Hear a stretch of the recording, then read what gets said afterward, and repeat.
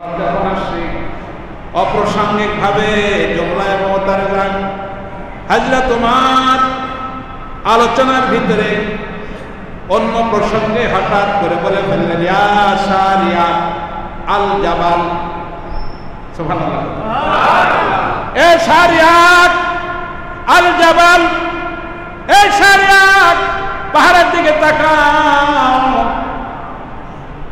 জলিল কদর সাহাবীরা হতভম্ব হয়ে গেলেন। আমিরুল মুমিনিন আমাদের ভিতরে জুম্মার খুতবা দিচ্ছেন, নির্দিষ্ট বিষয়ের উপর উনি বক্তব্য করছেন, ধারাবাহিক আলোচনা করছেন, মাঝখান দিয়ে অপ্রাসঙ্গিক কি যেন বললেন আমরা বুঝলাম না। নামাজ শেষ হয়ে গেছে। জলিল কদর সাহাবায়ে কেরাম ওমর ফারুককে জড়ো করে ধরছে, হুজুর আপনি একটা নির্দিষ্ট বিষয়ের উপরে আলোচনা করতেছিলেন, মাঝখান দিয়ে কি যেন বললেন আমরা বুঝলাম না। আমিরুল মুমিনিন বলে নবীর সাহাবীরা আমি যদিও মদিনার মসজিদে খুতবা দিচ্ছি, তোমরা আমার আলোচনা শুনছ,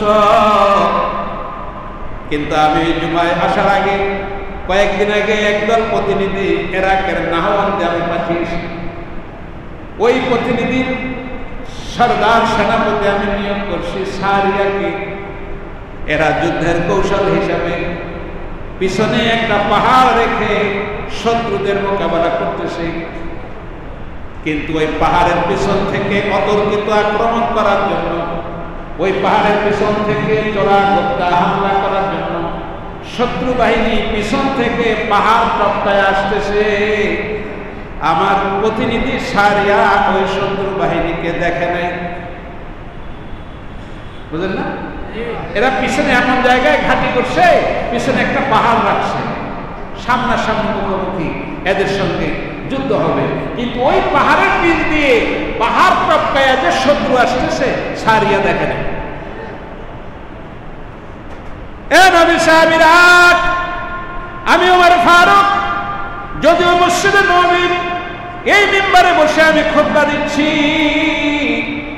আমি খুতবার মাঝখানে আমি 1100 কিলোমিটার দূর ইরাকের নাহওয়ান্দে আমি একটু নজর করে তাকায় দেখলাম সারিয়া যে পাহাড়কে ঢাল স্বরূপ নিয়ে যুদ্ধ করতেছে, ওই পাহাড়ের পিছন থেকে শত্রু বাহিনী অতর্কিত হামলা করবে প্রস্তুতি নিচ্ছে। এখনই তাদেরকে হামলা করবে প্রস্তুতি নিচ্ছে। এখন যদি আমি সারিয়াকে সতর্ক না করি তাইলে আমার প্রতিনিধি সব শহীদ হয়ে যাবে, ইসলামের জয় হবে না। এই জন্য আমি খুতবার ভিতরে এই মসজিদ নববীর মিনারেতে বসে 1100 মাইল দূর সারিয়াকে আমি সতর্ক করলাম, তোমার পিছনের পাহাড়ের দিকে তাকাও। সাহাবা একরাম বললেন ঠিক আছে, আমরা বাস্তব পরীক্ষা করব। যুদ্ধ শেষ হয়ে গেল, সারিয়ার বাহিনী নাহওয়ান থেকে মদিনায় ফিরে আসে। জলিল কদর সাহাবীরা জড়ো করে ধরছে, ভাই সারিয়া গত শুক্রবার দিন আনুমানিক জুম্মার নামাজের সময় তোমরা কোন অবস্থায়, কোন হালে, কি অবস্থায় ছিলা? সারিয়া শহর যোদ্ধারা বলেন শুক্রবার জুমার দিন আমরা তুমুল আক্রমণের শিকার, আমরা মুখোমুখি যুদ্ধের ভিতরে আমরা আছি, যুদ্ধ চলছে, আমাদের পিছনে আমরা পাহাড়কে ঢাল বানায়া যুদ্ধ শুরু করছি। ওই পাহাড়ের পিছন থেকে শত্রু বাহিনী চোরা গোপ্তা হামলা চালাবে, অতর্কিত হামলা চালাবে, আমরা কল্পনাও করি নাই। চলছে যুদ্ধ, চলছে চলছে তো চলছে, হঠাৎ করে আমি সারিয়া আমার কানের ভিতরে শুনলাম আমিরুল মুমিনিন হযরত ওমর ফারুক আমার সতর্ক করে বলে সারিয়া পাহাড়ের দিকে তাকাও, পাহাড়ের দিকে শত্রু আসতেছে। কত মাইল দূর? উনি তো ওহী পাইছে, ওহী পাইছে না? ওমর ফারুকের কাছে কি ওহী আসছে? সাহাবীদের কাছে কি ওহী আসে? ওহী কার কাছে আসে? কন্যা জোরে কন্যা। তিনি উনি এখানে খুতবা দিচ্ছে, এটা হাদিসের কথা। তর্জমানুস সুন্নাহ বদর আলম ইরাকি রহমতুল্লাহ আলাইহি লিখছে এই কিতাবের ভিতরে ইবনে মাজাহ আবু দাউদ এই হাদিসের রিফারেন্স দিয়ে হাদিস লিখছে। উনি মদিনার মসজিদের মেম্বারে বসা, 1100 মাইল দূরে পাহাড়ের পিছন থেকে শত্রু আসতেছে, এখান থেকে উনি সতর্ক করছে পাহাড়ের দিকে তাকাও।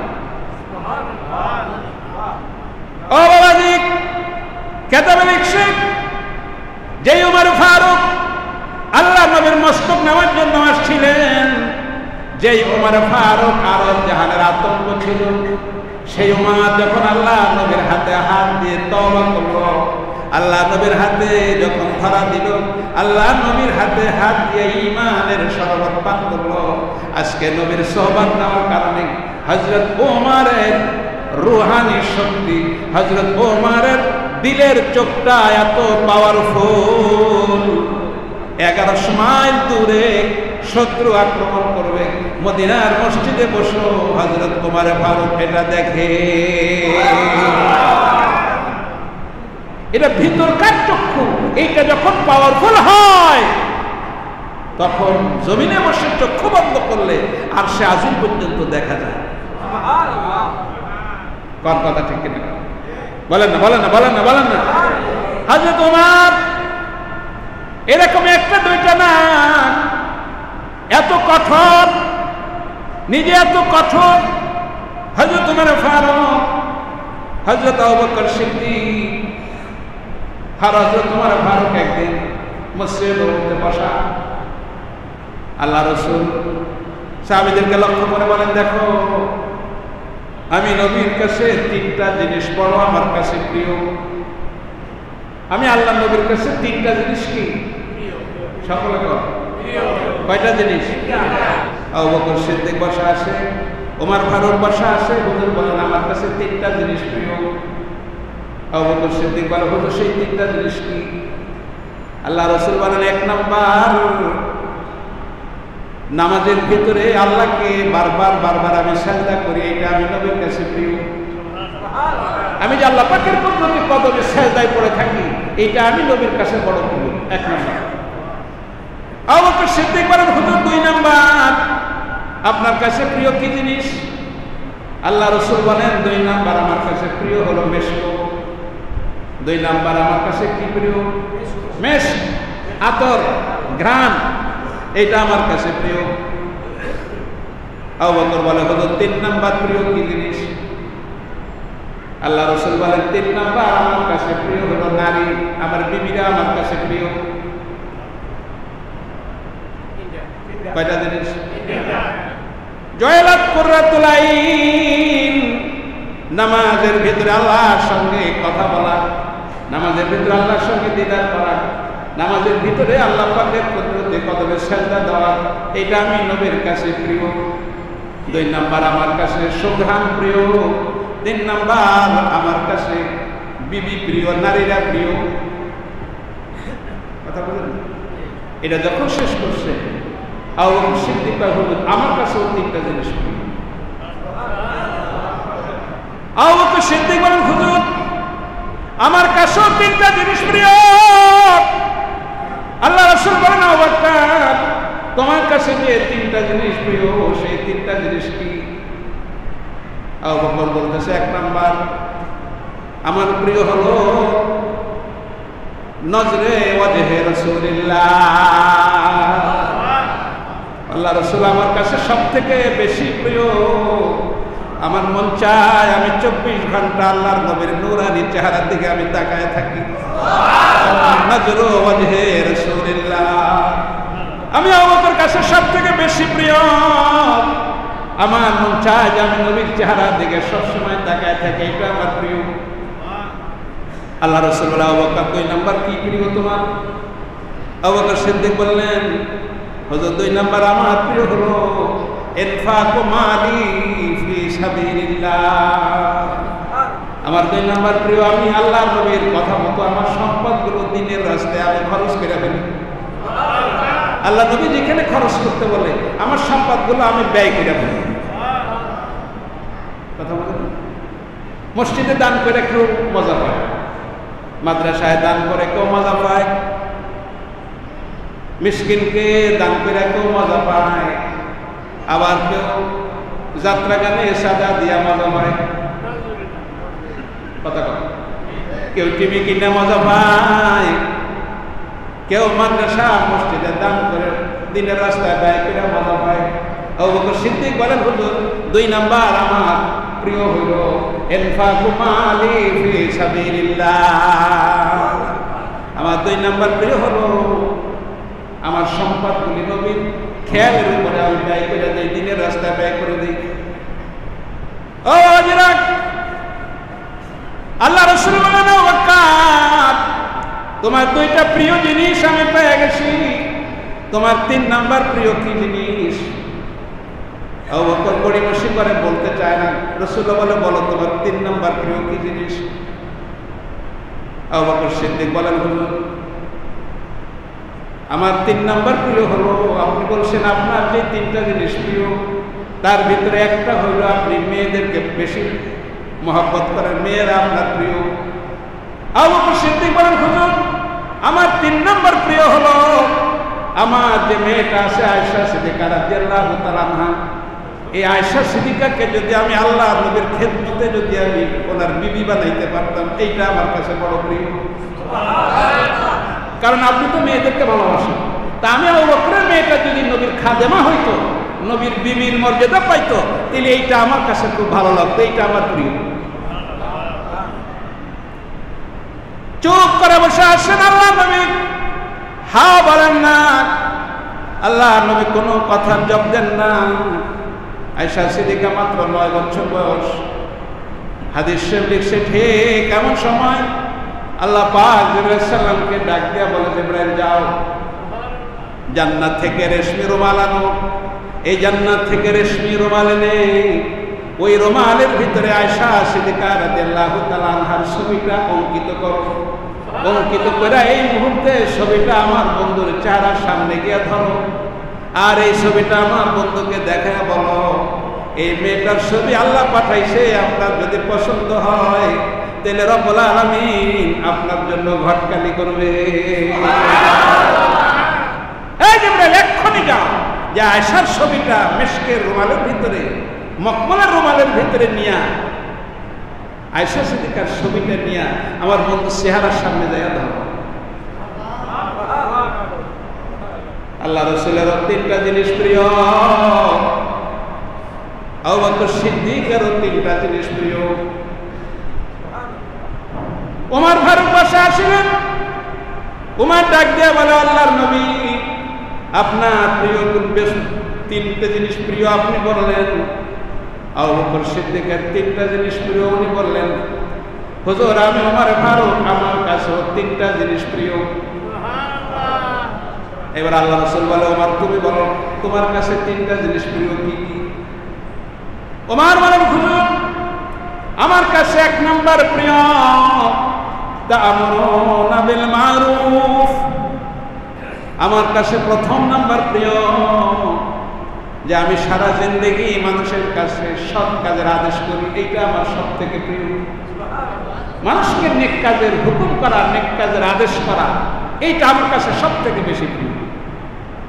রাসূলুল্লাহ বলে, 2 নাম্বার তোমার প্রিয় কি জিনিস? ওমর ফারুক বলেন, হুজুর 2 নাম্বার আমার প্রিয় হলো ওয়াতানহাউনা আনিল মুনকার, 2 নাম্বার আমার প্রিয় হলো মানুষ যে গুনার কাজ করে এর থেকে আমি বাধা নিষেধ করি, খারাপ কাজ থেকে মানুষকে নিষেধ করি, এইটা আমার 2 নাম্বার প্রিয়। 3 নাম্বার ওমর ফারুক, 3 নাম্বার তোমার কি প্রিয়? হযরত ওমর ফারুক বললেন, আমার কাছে 3 নাম্বার প্রিয় হলো পুরানো কাপড় ব্যবহার করা, সাউবুল খালে, নতুন কাপড় পরাটা আমার কাছে ভালো লাগে না, পুরাতন কাপড় ব্যবহার করব, কম দামি কাপড় ব্যবহার করবো, এটা ওমরের কাছে প্রিয়। কিতাবে লিখছে উনি যে জুব্বাটা ব্যবহার করতেন, এই জুব্বাটার ভিতরে 18টা তালি লাগানো আছে। কার কার কার জুব্বা? ওমর ফারুক। 18টা তালি। উনি খলিফা,